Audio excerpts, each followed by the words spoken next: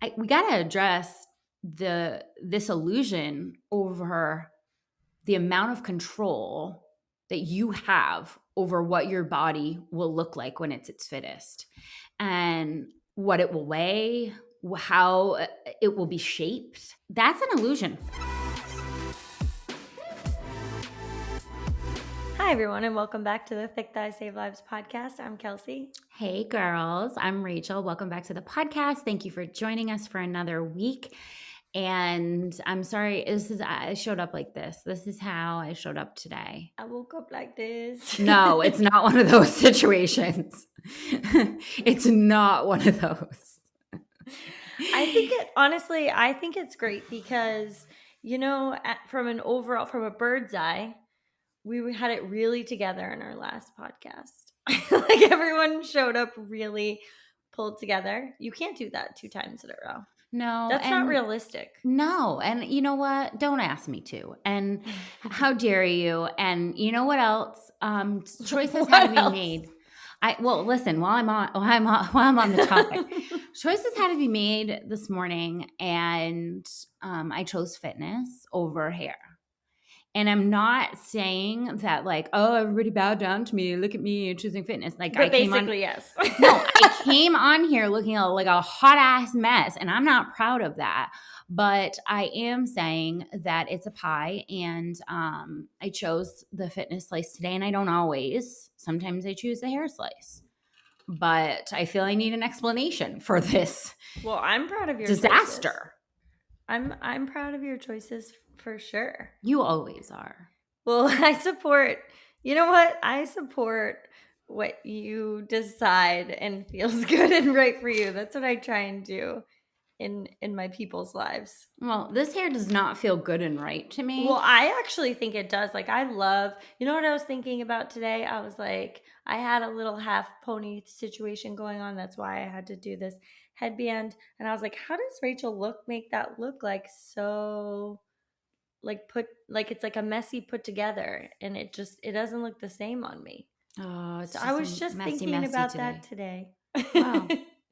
Sorry, I disappointed you by showing up like this. No, so it's just I'm messy. saying it. I think it looks good. But anyway, enough about your appearance because who cares? Yeah, literally, who cares? Literally, who cares? It's a podcast. If you're watching us on YouTube, that's your problem. I would like to talk about more important things. And what I'm going to start with is a lift or drop, because I think that is a nice parlay into that topic of like what we're lifting and what we're dropping. Yo, you've been hitting that vocab app again, haven't you? You've been dipping into that. We're going to parlay? Is that what we're going to do, Jack Sparrow? Is that what we're going to do? Don't make me old man laugh into my microphone. Right. I listened to it later and I'm like, stop doing that. Oh, you're hitting that vocab app again. Well, here's another thing I want to say. Just a shout out to us for our uncut podcast, because I was talking to a friend who was listening to someone else's podcast recently, and he was like, wow, they're so like succinct and just like flow so nicely. And I was like, he cuts that. I've watched it on YouTube, and it's like from a string of notes, and it's like cut right one into another, because it's actually very hard to have a conversation like a robot and just throw out information like in a consecutive order without any ums or thoughts or it's hard for us at least. In between. It is. I mean, there are some people who are much more intelligent than us that can have that.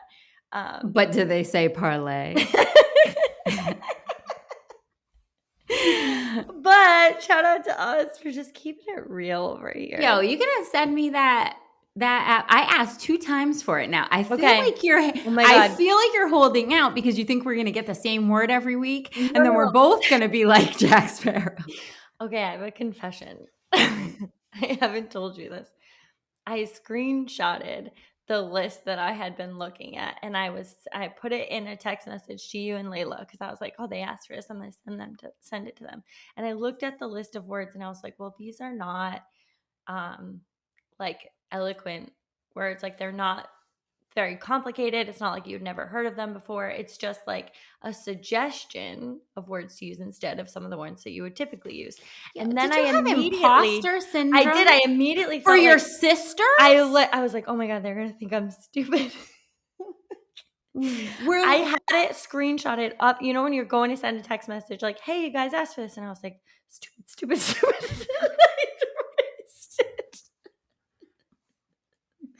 Well, you suck. You're the worst. They're going to think I'm stupid. As if the 30 plus years we've known each other. We already know. This text message was going to put it over the edge of like, Wow. oh, not a good idea. Like, what, Kelsey, you don't know these words. But it wasn't that I don't. It's just a suggestion when you are thinking of saying like, well, I can't think of, is something superior. Words Superior again. to say, like to something that you would say like, that you would just use a short, not Well, of course, descriptive word. I'm not looking for words I never heard of. I'll just mispronounce them. Remember vehemently? I'm not looking for those. My God. I'm looking for words I know that I will pronounce somewhat correctly. Maybe. It's could be. vehemently. Come on. Oh God, that's like a read. I read it. I never say it aloud. No. So know what Isley said to me one time? Send me the list. Will you do it? She was trying to say tool, like the fabric, and she said toolie. Oh, that's a read, never say. She goes, I don't know. I only read it. I never said it out loud. And I was like, are you trying to say tool, like the fabric? And she's like, I only read it. Is that not how you say it? And I was like, I have a lot of those. I have a lot of those. Yeah, but you can tell because you guys are readers. Like you take information, you read it. And that happens to me less often because I'm an Audible learner. So I'm hearing it first instead. But you can't spell it. No, I can't spell it for shit. Yeah. So, okay. I can spell it. I just can't. I can't. 100% the trade-off. I'm glad we talked about this. I'm glad, me because too. I feel like people feel themselves in one camp or the other. And I just want to reassure you and myself that does not mean you're less intelligent for either of those things. Like, because if you can't spell it and you can, use some fancy words in your vocabulary, but or you mispronounce some of these words in your vocabulary because you have read it and you're an excellent speller. Both intelligent, different ways of learning. So you're going to send it to me? I'm going to send it to you. I'm going to stop having my imposter syndrome. Okay. Something that I'm lifting, which wasn't my imposter syndrome, but we're going to do lift or drop this week. Sorry, guys, that we've dropped off that for a little bit. So if you have a lift or drop you want to share with us that you have been thinking about over the new year, please share it in the comments wherever you're listening to this podcast, or if you're in the group app, socials. We love to see it, and we are literally everywhere. So I will see it. Everywhere. Okay, lift or drop. We've done this segment many times in the past. Basically what we're lifting and bringing into our day, our week, whatever, and what we're dropping. For me, I am lifting. All right. This was my idea and I haven't fully had it thought out, but this is where I do those things with my friends. I am lifting being more okay with the direction of where my life is going and the things that I'm putting effort into. So I've noticed that, this happens when you start to put effort into some other areas of your life that have been lacking. And then you have this kind of low-key humming guilt of the things that you're almost having to leave behind or give less attention to. And they just sneak in to my thoughts every day. Like, your fitness is suffering. Like, these things are suffering. Like, blah, blah, blah. And those are my I mean, etc. For example. I'm supposed to say mine. Well, I would really like to put more effort into all of my relationships and showing up better. And that doesn't mean fitness or work falls off, but yeah, it does. not like fall off completely, No, but they but have been a really big part. I work all the time. I just like if I'm not working, I'm thinking about working. It's like a weird situation. But I would really like to put more effort into my relationships and being present in them. And that is something that I'm lifting this week with the hopes of being okay with some of the things that are falling to the wayside a little bit. oh, very good. Is this a good opportunity to ask it if you want to babysit then? I do want to babysit. Seems like a good parlay into me asking you if you want to babysit my I kids so I would love to can babysit. get a glass of wine. Go get your glass of wine, girl. I'm gonna move this because how much tie-dye can you literally have in a shot? Like That's a what lot of tie-dye. is happening? All right, what's your drop? Or am I doing my lift? I am dropping some guilt over that. But I also want to add that I am also dropping the need to, I'm still trying to drop the need to be perfect and to know everything because I'm in some uncharted waters in my life right now. And I think that came after a really big high of like moving, starting new life, relationship, all these things. And I'm like, ooh, I'm in an uncharted territory and I feel a little awkward here. And I feel like, why don't I know more things or like feel more confident? But I'm going to drop that, hopefully. Okay. It's a Well, work in as progress. usual, yours are deep and philosophical, and mine are. Yeah, but that is a Okay. gift and a Well, curse because I get stuck there. You know yeah. what I mean? Like Yeah. Mine are so much more tangible, but they're like so much more also, tangible, and I yeah, love but that about you. well, I mean, that's also just because I'm like not working as hard on self-improvement. But get with it. So I'm lifting. I take an 11 a.m. walk every day, or I play ping pong with my husband. I love that for you guys.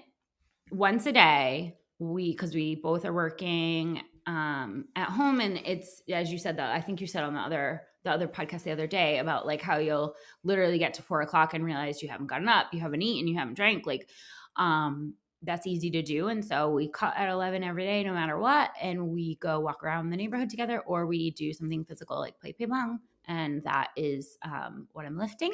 All right. Today's podcast, so important, so relevant, and also so misunderstood.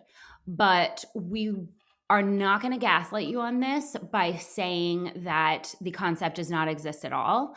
But we are going to talk about the limitations to the control over this issue. And what we're talking about today is the appearance of bulk when it comes to lifting and fitness, especially on a woman's body, because how dare it be there? How dare it be there? Be strong, but like don't look strong. You know, as Rachel and I were discussing this topic, the thing that we had brought up several times was little PP energy. So if you hear that throughout this podcast, just know we can only be us. So this topic came to me. This topic has been a major one in the health and fitness industry for women since the thought of lifting any weights crossed anyone's mind. So let's just throw that out there for what it is. However, women have asked it several different ways, and someone came into my messages, and I'll just read the message to you, excluding her name. Hi, Kelsey. Not sure if you remember me. My name's blah, blah, blah. I dropped into the gym that I'm currently going at. I'm not going to name that one either. My question is, how do you stay lean while lifting? I tend to bulk up easily, which I'm trying to avoid, but I love CrossFit.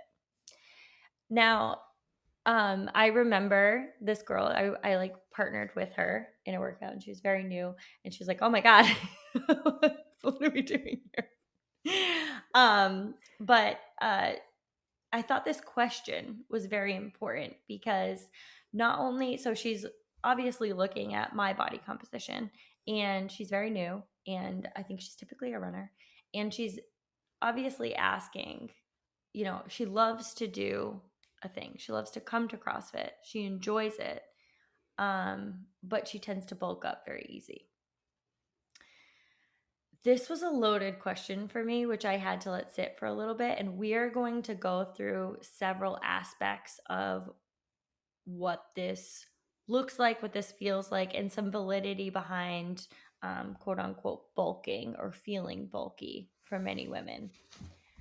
But I first want to address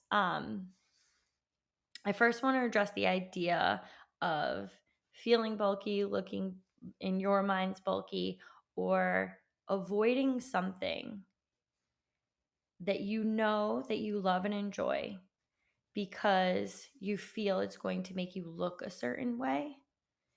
And to add to that, you know that it is healthy for you in every single way and is going to extend your quality of life, and it's going to make you look some type of way, and you're still avoiding it.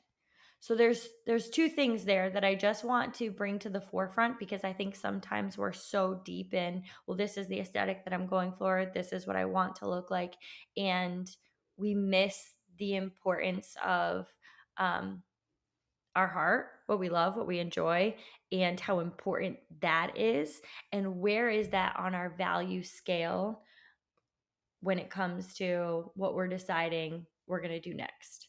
Is the way that you look more important than the way that you feel? I mean, that's a loaded question.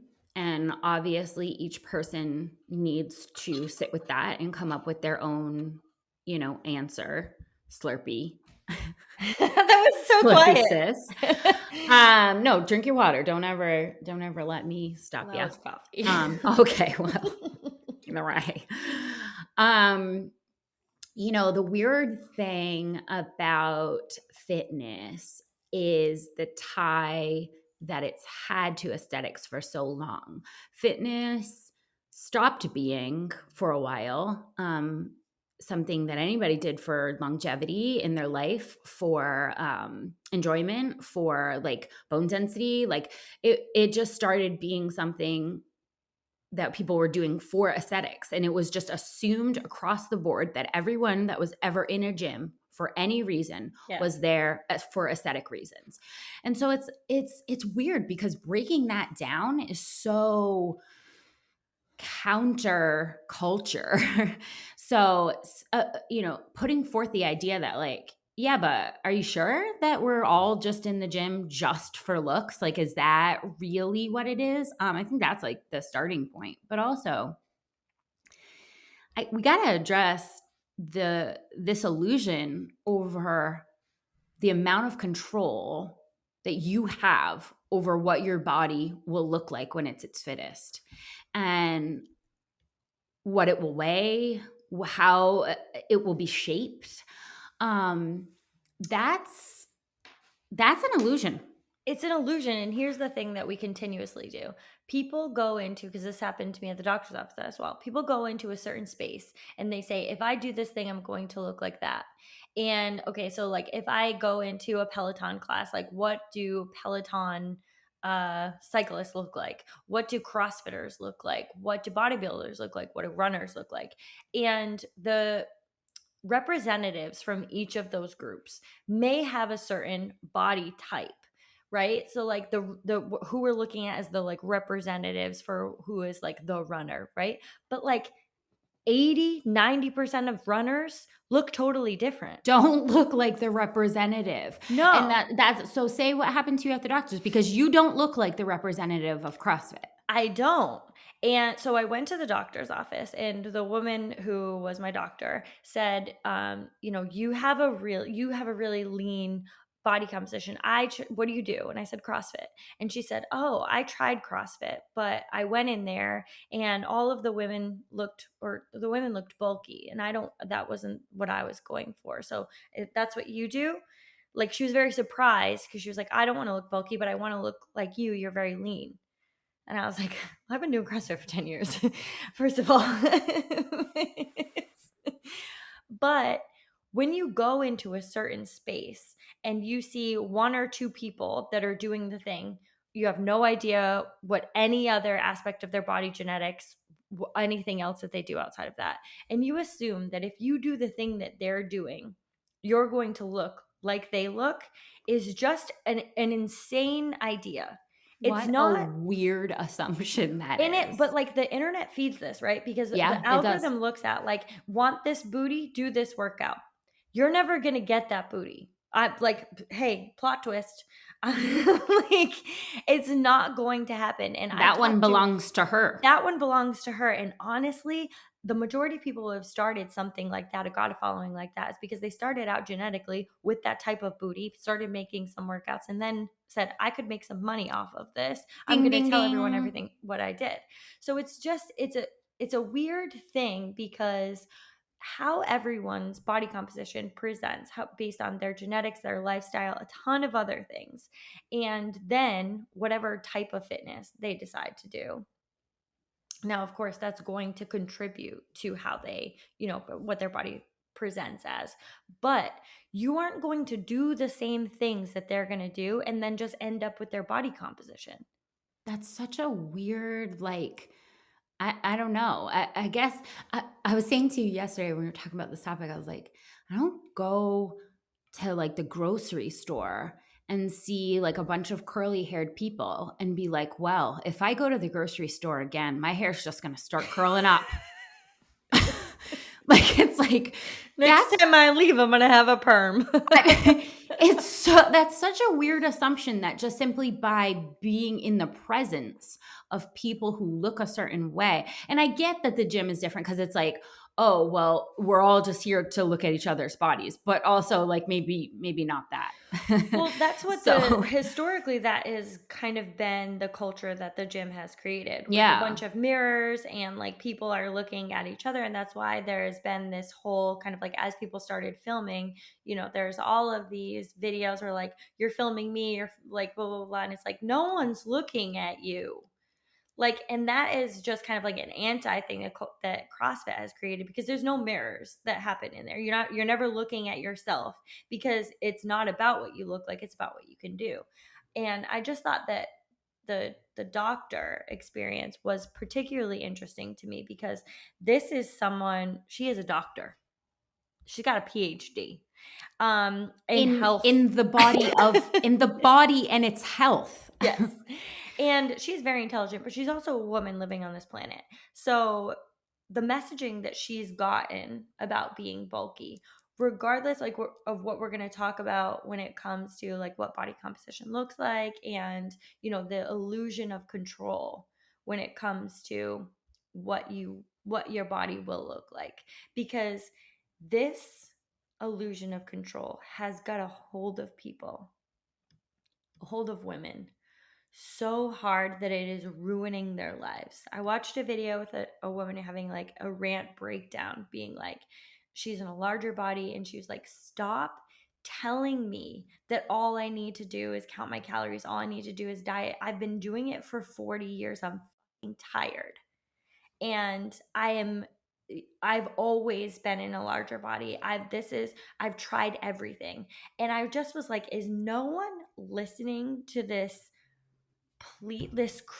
She is saying her experience in the realest way possible, and still, as a society, our idea is just tell people to work harder, calorie count more, and your body will look like this. No, it won't. No, it won't. No, it won't, because that is, again, we've done this in health and fitness for almost every freaking aspect. And this is this is not going to escape that. It's not the exception. Your body composition is so much more complex than just like what you take in and what you do. It's so much more complex than that. Basically, okay, we accept this when it comes to your facial features, right? It's like, hey, But if I do all these nose exercises, do you think I have kind of a pointy nose, okay? I have kind of a pointy nose, and you don't. And I think that what I'll do is I'll ask you how you express all day. How'd you get that nose? Do you smile a lot? Do you frown a lot? Do you do like nose bridges? Like 2x10? Like how many sets? And if I do that, long enough, my nose will be like yours. Oh, wait, no, it won't. If I eat carrots, you eat a lot of minute rice, right? That must be how you got your nose like that. It doesn't, no one would, everyone agrees that certain features about a person's face and appearance are not changeable. They just are. And there's no amount of exercises or nutrition that's going to change that.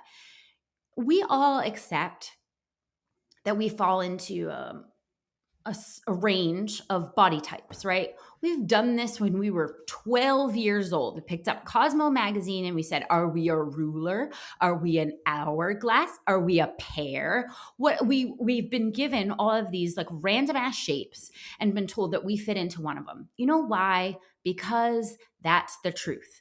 Because the genetics behind your build are actually your skeletal structure. You actually do have a shape, and it is unique from mine. And it is also not changeable. There is no amount of booty exercises that is going to change you into an hourglass if you are a ruler. That's not going to happen. The only thing that you are in control over is the size of your body, not the shape. The shape is predetermined.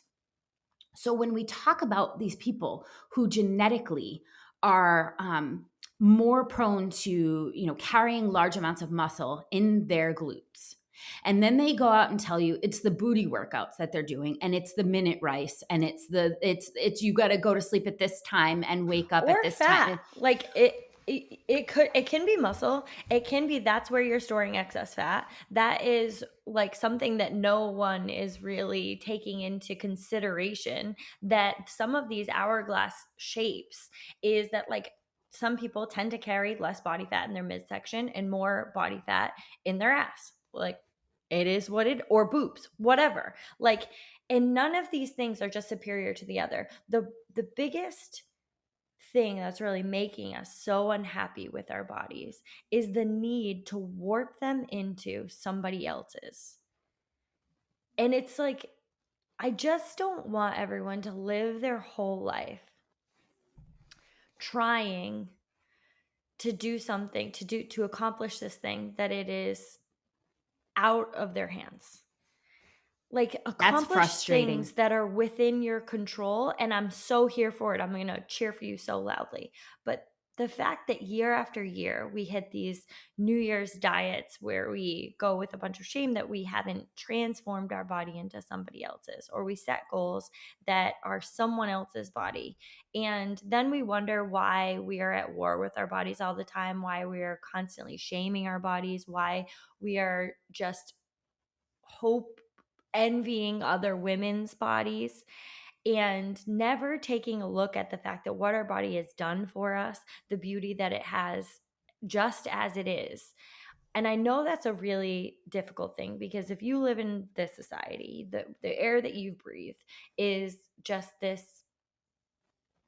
expectation to be something else, to be this aesthetic that we've decided that's the one now, and here is your way to get that, and just endlessly try to get that, even though we know it will never be possible for you. And now we've taken it so far as to, we know this isn't possible for you, but we have implants, we've got all of these cuts, and pull this here, move this here, and it's just like, where does it end?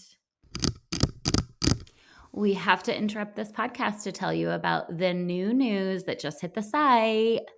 We have some brand new staple items available now, some open back tanks and long sleeve open backs. We released these a couple years ago and they were a huge hit, and they're available now. Yeah, I know all of our OGs are going to be super excited to see these long sleeves back. They are just a sensory dream. I love the feel of them. It's so good. And then we also have a boho collection, super cute boho patterns, very now. And if you want to check those out, they hit the site on Friday. Friday morning, 9:45 a.m. Eastern Standard Time, and there's a pattern for everyone in this collection. We can't wait for you guys to see it. So good. ConstantlyVariedGear.com. Well, I mean, that's really, if you're looking to change your genetics, that's really the only way is we can go in and we can shave down bones, literally. Yeah. If, even on the surgical side, when it comes to like liposuction and stuff, if you're more predisposed to hold weight in your midsection, you get liposuction, you will still be more predisposed to hold weight in your midsection. That's not going to change. That is going to be a battle that you will have forever. And it's not a battle though. Like I even said it, because I'm just a woman that breathes air on this planet too. And it has been presented to us as a battle. But if we thought of that more like our nose, Yeah. and just said, like, well, this kind of is me. And this is kind of like what I look like. And this is kind of what makes me me. And I don't want, to put forward this idea as like a totally unbacked, like, hey, just, you're not in control of your body whatsoever. Certainly, the fact that you have more fat and muscle tissue in your body than you do in your face makes it more changeable, right? Mm. But I just don't want people to think that, they are in complete control. They're the sculptor of their body. And if they work hard enough, that they can sculpt it into exactly what they want it to look like, because that is an unrealistic goal. It's not supported by science. In fact, scientists have said over and over that your genes define a range for the potential body size that you are going to achieve as an adult. Like that's predisposed. You are in charge a little bit of the size of that. You can control the muscle size, you can control the fat percentage, right? But like within a certain range, right? So like it's so hard because these genetic factors have been not presented to us in a way of acceptance, like some of our facial features. They've been instead like presented as like if you just simply worked harder, Yeah. your chin would be so much smaller. It's Well, here's the it's important part to hard. understand with the range is that, because there is a range, we do see some variation in where we can fall within that range. And not only is genetics a huge factor in that, environment, what you've been exposed to, Yep. and obviously the lifestyle that you've created until now. There's so many things that go into that, because if you can look at Rachel and I, we're sisters, same genetics. And we have very different body types, to the point where like it's very difficult for me to build and maintain muscle. It's very difficult. Rachel like looks at handstand push-ups and she's like, my traps are here. Much far less difficult for me. Far less difficult. It's just, it's that is, and we're still within a range there. So don't take this as like, well, there is absolutely, no control in, where you can fall within this range. That part of that is definitely within your control. What I'd like you to shift your control to, though, if I may present, having control of exactly what your body looks like is unrealistic. But having control of your body is the coolest thing I've ever felt in my life. Ooh, Like there it is. having control of what your body can do and setting these goals that support that. And that's why we always have performance-based goals at the tip top of, when it comes to starting a healthy lifestyle, or when it comes to looking at like what are some of your physical goals. They're always performance-based. And you might, when we present things like handstands, or being able to hold a plank, or being able to hold an air squat, or things like that, you might kind of think like, well, what does that really matter?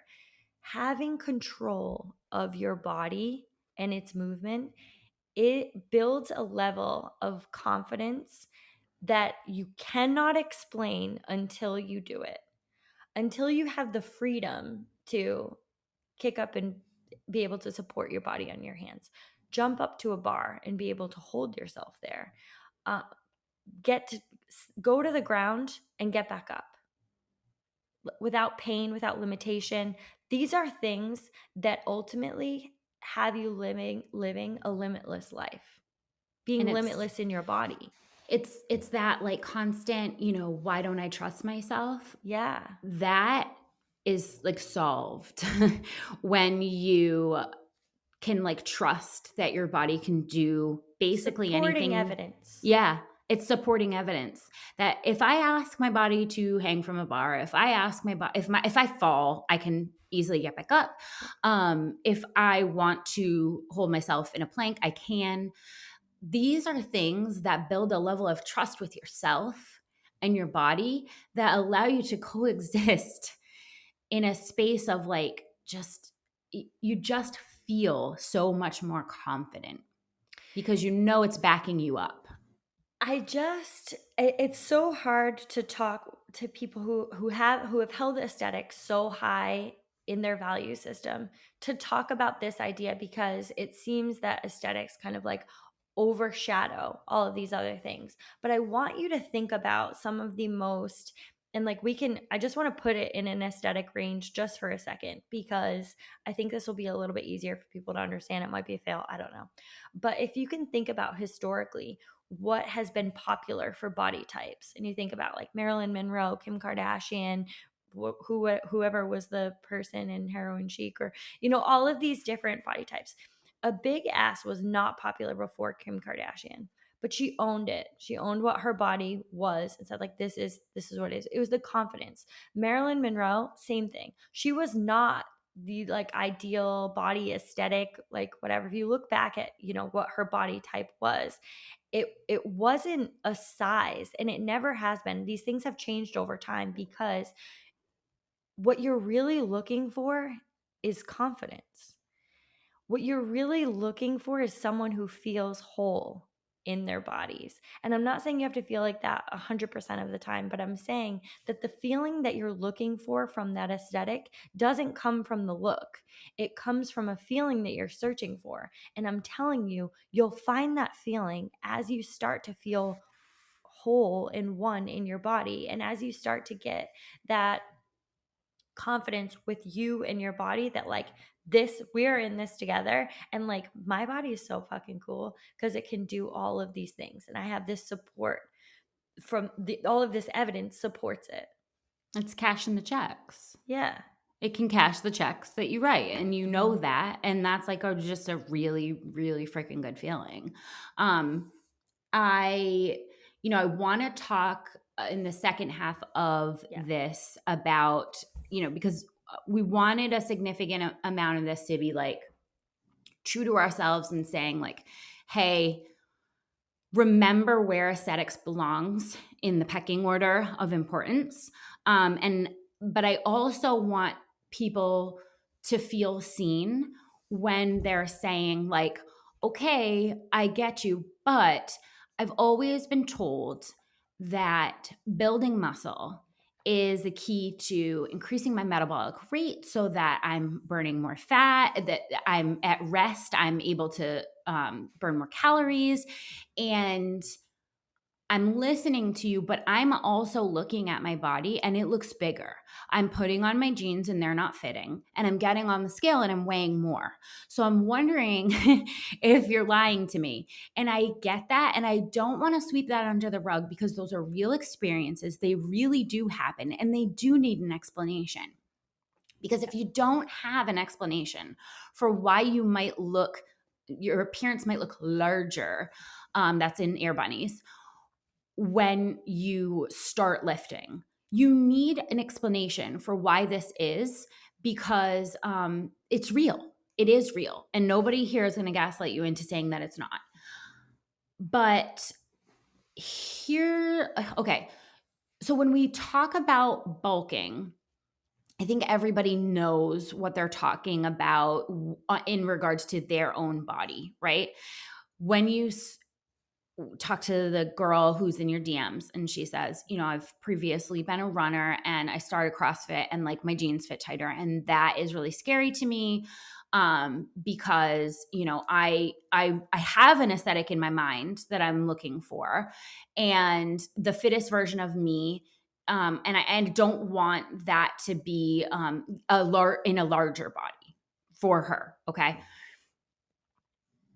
That is a real thing because untrained muscles are soft and they're malleable.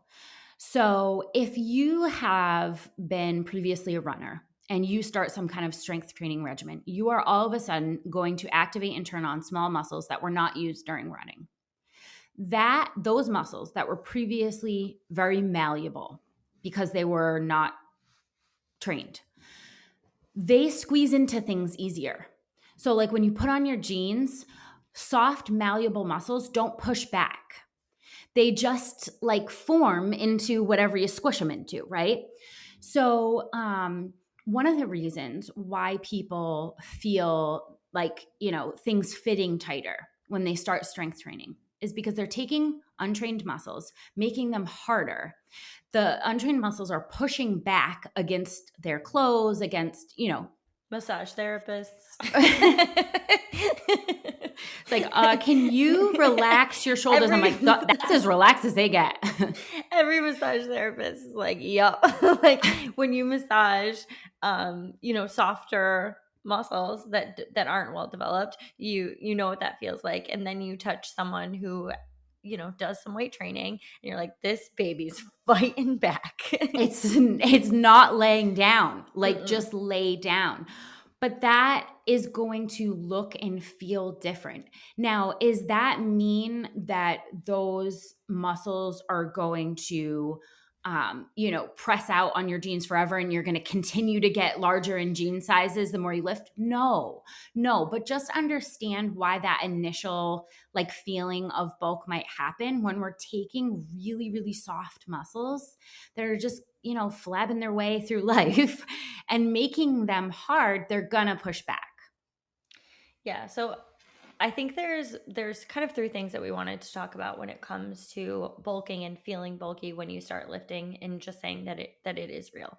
That's the first one. The second one is that repairing muscles retain water. So they are definitely, as you're breaking them down, they are retaining more water to build back up. And then the third one is that building muscles you build muscles faster than you burn fat. So essentially all of these things that we're talking about when it comes to bulking come down to one solution, and that is being patient. And that's the thing nobody wants to hear. And when I had this conversation, I said that straight out because you see a leaner, you see that I carry a significant amount of muscle, but I am definitely very lean, so you can see all of the muscles. And you say like, well, how do I get that? But that doesn't happen overnight because as we know that as you build muscle, the quicker your metabolism, the more essentially the faster you're going to burn body fat. But that doesn't happen overnight. Your body doesn't adapt. Your metabolism doesn't adapt like that as you just start to build up muscle. You still are maintaining a significant amount of body fat. So you're building up muscle, which eventually, if you give it enough time, is going to speed up your metabolism and help you maintain way better, scientifically proven, a lower body fat percentage. The more muscle mass you have, the more likely you are to maintain a lower body fat percentage. Quote me on it. But it doesn't happen overnight. So as you start to build up muscle, but you are also maintaining a higher body fat percentage that you have maintained for a significant amount of time before building up muscle, it's going to sit on top of each other, essentially, because you haven't been able to burn the fat yet. So you can just look at it exactly for what it is. We're getting bigger muscles underneath. We're also maintaining that body fat percentage. The metabolism hasn't caught up significantly to be able to reduce the body fat percentage at a higher rate. So during that time, your body is going to maintain both of those at the same time before you reach that leaner state. That will happen because your metabolism will adapt. It's the ice cube. It's the ice cube. The room is heating up, and just because you're not seeing the ice cube melt does not mean that it's not going to melt or getting closer to melting.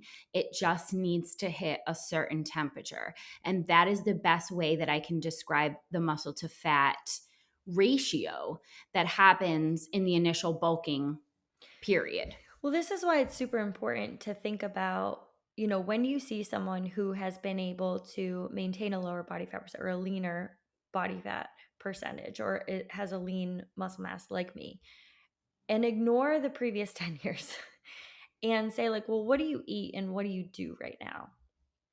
And you want that in a couple weeks? Like, that's no, there's a couple things there. It's never going to happen because we don't live in the same body. We don't have the same lifestyle. We don't have the same genetics. All of that is never going to happen. However, the wait time between being able to, my metabolism is processing the same food that yours is at a different rate because I'm maintaining this muscle mass that I currently have, and I have been able to maintain it. So my metabolism is used to this level of activity, the need to restore these muscles, the need to, when they break down, we have to build them back up, because this is something that has been on repeat, wash and repeat for so long that I've adapted. But you want that to happen. You want that adaptation to happen overnight because you have started to build some muscle. You're like, well, the fat should go. Where's my metabolism? It's not working. I give up. I don't know that it's that people want it to happen overnight. It's just that weeks. they don't want to look larger. That's like the opposite. It's like, wait a minute, why am I appearing? Yeah, the initial feedback, because it's like we always, cause and effect. We equate what we're doing to the immediate effects of it, and that works in other places, right? I ate spicy food, I got diarrhea. Okay, it was the spicy food, right? You can do that in other areas of your body, but the biggest womp is the fact that muscle comes first and fat goes second. And it's a survival mechanism though. Well, yeah, I mean, sure, it's not a womp if you're freaking out there trying to, trudge through the woods, but we're not anymore. And we're still working with that setup. So I get it. I get why it's frustrating. And I get why you would think, hold the phone. I'm stopping that immediately. It's making me larger. Like, not what the goal was. And so, I get it. I think people, they want to be patient, but also they're equating the heavy lifting or any type of weight training to the appearance of being larger. And they're right. It's just not enough time. And if we stuck with it, it would, it's the payoff. The payoff is waiting for you. And it's just like the response to that, what I've seen with women most recently is, well, I'll just, I enjoy this, so I'll just continue to do it, but I'll lift lighter because that means if I just move like lightweight, I won't get bulky, and I'll get those longer, leaner muscles. Not true at all. You are not going to be, you're just building muscle slower. You're not going to be a leaner version of that. Like, that's not how it works. All of it, but I just empathize with it because like all of this messaging has been so difficult to uncover, not only what we want, what we feel, putting that to the forefront, which is the last thing women are told to do. Yep. And then you have all of this poor, not even science behind some of the things that are being said. And then you have your physical experience where you're like, well, this is what's happening here. Is this just not right for me? Am I doing it wrong? Continuing to question what it is that you're doing. And then the whole idea that being bulky is bad. And I wanted to bring up that, everyone is going to choose what they want for their ultimate goal and their body and all of those things. I support you, but I wanted to bring up the message that you got about like, my husband says my back's going to look bigger or something. So what happened was, we had a listener who listened to the podcast on aging and said, hey, I heard you say that I need to pull more than I push. And I totally support that, from my posture. I can see that it's a need for me. But when I presented this to my husband, he said, "Oh, I don't know if you want to pull more because I mean your back's already pretty large. You don't want to get it any larger." The fact is that doing more pulling than pushing will improve the quality of her life. It will improve the longevity that she has on this planet. It will improve her athletic career and her ability to maintain that athleticism. And your back might look a little bigger. But how's standing up straight and How's being that feel, without though? pain? Like, how does that feel? And I don't blame anyone in this situation. Like, this messaging is so wild. Like, we just have to stop and think to ourselves, what am I saying? What is this like, what does this actually look like? What is the meaning behind some of this? And are we really talking about, like, I don't want your back to look bigger, even though everything that you're telling me is that would make you feel better, that would make you live a better life, that would overall make you healthier. Well, just What? briefly, I don't want to. I have to not demonize the men. Okay. All right. I'll do it. All right. Here's what I want to say. Okay. Even though that was abhorrent to me on the surface, the more I thought about it, the more I was like, this poor man, he has been socially conditioned to be in a place where he has to be constantly worried about if his wife looks stronger than him. Right? That's another factor. God forbid her back looks more developed than my back. Then where would we be? I mean, I'd be totally emasculated. And he's been brought up with that. That's what I'm saying. But he's been brought up with that too. So it's like, even though that's a selfish view, her saying like, oh, I'd really like to develop my lats. He has to think to himself like, oh, geez, if we walk like alongside each other and genetically, I'm not really an upside down triangle, but she is.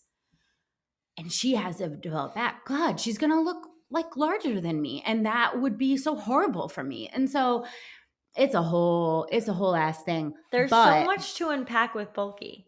Honestly, like there's so much. That's why it's just been a topic that we'll continue to cover, because it's just worth the discussion on both ends of like, how can we address this? How can we interact in a way with each other that is helpful and putting what we really care about to the forefront? Because there's so much noise of what we think we care about, but at the end of the day, your health is ultimately the most important thing. The health of your partner is the most important thing. So when we can peel back some of the noise that comes in between and really say like, this is what the value is, and this, how do I work backwards from that in supporting you living your healthiest life, me living my healthiest life, body, mind, and spirit, the whole thing. What does that look like, and how can we work backwards from that? And like, does what I'm saying kind of support that when we're talking about your health and your posture?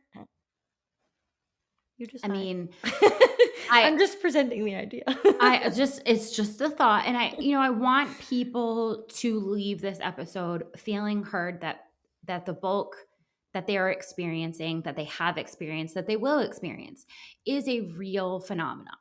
I also want people, I want them to understand why, right? Yeah. And that like, this is a melting ice cube thing. So if you just stick in the room long enough, we will see that change in a direction that perhaps will be, a little bit more aesthetically pleasing to you.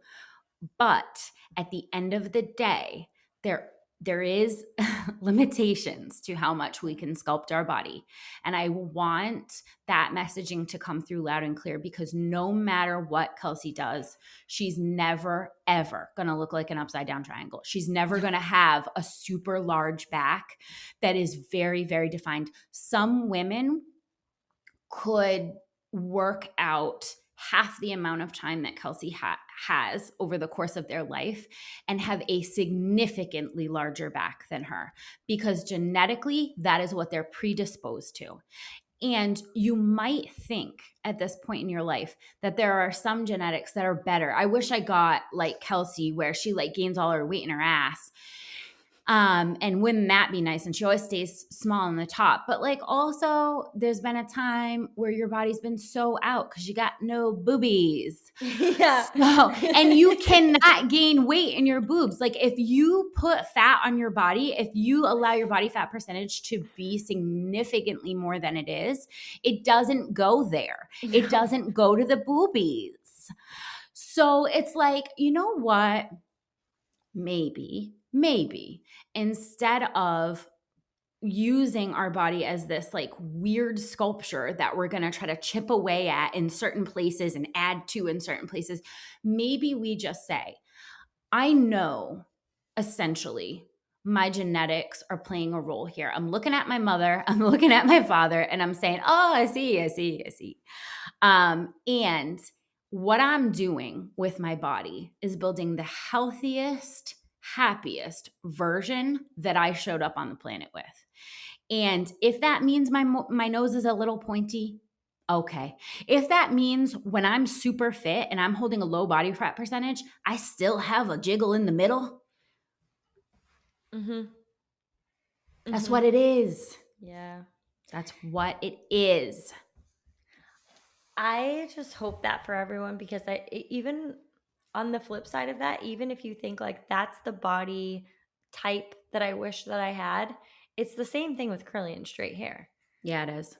Everyone is looking at the other one and being like, well, I wish I had that curly hair if I have straight hair. Like it's the same thing where like I have in the past looked at people who have been able to, you know, gain muscle at a higher rate and been like, Jesus, why are I even made a video about it that was like trying to gain all the muscle, and then it was like my genetics, and it was like self-sabotaging me. But here's You're the given thing. a range. You're given a range. Everything's always like the grass is greener, right? But as soon as we peel that back and start to look at like from this alternate universe that I'm building over here, where you can look at other women, remove yourself and admire the things that they do, what they like, admire their body, admire their strength, admire whatever it is, the beauty that makes them them, without it reflecting on you in any way. My beauty is so much different. I don't compete. I don't compete with other women. Like they are amazing all on their own. And I look at some of the, you know, the women at my gym and I'm like, oh my God, you have some shoulders on you, and I'm like in love with them. But that's not a reflection of me. I'm over here fighting, you know, my own battles. I have my own strengths. I have my own love for what my body can do. I'm just admiring yours as well. And what a world it would be. I'm just like, that's the world that we're building over here on the Thick Thighs Save Lives podcast. And we'll continue to talk about it from week to week. And when we mess up, God, I've done it over the years, found myself suffering the comparisons, the thief of joy, and just sitting there and being like, no, I wish I had this other thing. Once, like, it takes years to kind of work this out, and it will probably be a lifelong thing. So if you're feeling like, oh my God, that's me, you're listening to this podcast, you're like, oh my God, that's me. There's no shame in that. We're all doing it. But the more we listen to, you know, topics like this, the more we discuss it, the more we think about like, you know, not blaming some of the men for having that, you know, idea that they're okay. You know, I'm just presenting it. Oh, right. I'm working on it. And just realizing that we're all in this, you know, socialized culture that's been very damaging to us. But if we can change some of the language around it and have some understanding and just start to make some adjustments of like a place of understanding, love, and caring, and thinking about like what ways we can adjust that language, we're just creating a whole new dynamic. Yeah, we are. And it's possible. So, bulk is real. Bulk is fake. Bulk is irrelevant because you can only control what you can control. So get out there and get the healthiest, happiest you that you can possibly find. And we'll talk to you next week.